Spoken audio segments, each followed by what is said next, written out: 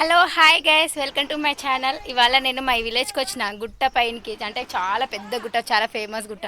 చూడండి, చుట్టుముట్టి ఎక్కడ చూసినా చుట్టుముట్టు 20-30 ఊర్లు కనిపిస్తాయి. చూడండి, చాలా అంటే చాలా పైకి వచ్చినాయి గుట్ట పైన. ఇక్కడ ఇంతకు ముందు వీడియోలో చెప్పాను, ఇక్కడ గుట్ట పైన మూర్తి సమయం అంటాడు, ముస్లిం దేవుడు దర్గా ఉంది. ఏం కోరుకుని నిలబెడతారు. సో మేము ఈరోజు అక్కడే పైకి వచ్చాం. చాలా ఎండల పట్టి చాలా చాలా కష్టమైంది పైనకి ఎక్కడానికి.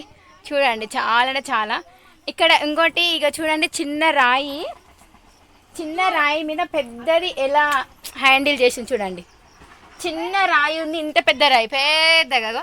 ఆ చిన్న దాని మీదనే ఈ రాయి అనేది దాని మీద నిలబడింది. అది ఎలానో అర్థమవుతుంది, అంత మహిమ ఉంది ఇక్కడ. అక్కడ చిన్న గింత రాయి అంటే మామూలుగా చిన్న ఈ సైజుకి ఆ సైజు బండ నిలబడింది అంటే చాలా కష్టంగా వస్తుంది. నమ్మలేకపోతున్నా.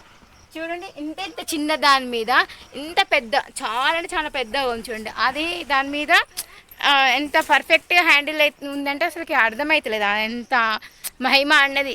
నాకు ఒక్కొక్క డౌట్ వస్తుంది, అది పుసుకున జారింది అనుకో, ఆ రాయి పడితే ఇక్కడ ఏ ఊరు సైడ్ పడ్డా కానీ అక్కడ కనీసం ఒక 5-6 ఇండ్లు మాత్రం ఈజీగా కొట్టుకుపోతాయి, తుగ్గు అవుతుంది అసలుకి.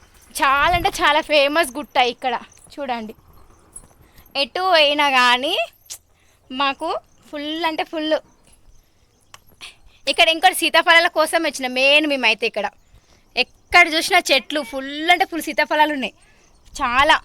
చూడండి, ఎక్కడ చూసినా పచ్చగా వాతావరణం, పచ్చ గడ్డి, చెట్లు.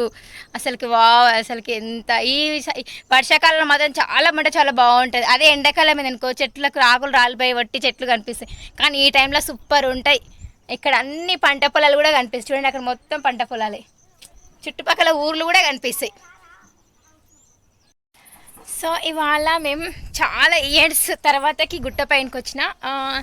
దాదాపు ఒక 10 ఇయర్స్ తర్వాత మళ్ళీ నేను గుట్ట మీదకి వచ్చిన. ఎప్పుడో 10 ఇయర్స్ బ్యాక్ వచ్చిన ఉంటే మళ్ళీ ఇవాళ వచ్చిన. చూడండి, మా పిల్లలైతే కింద చెట్ల కింద కాయల కోసం పోయినరు.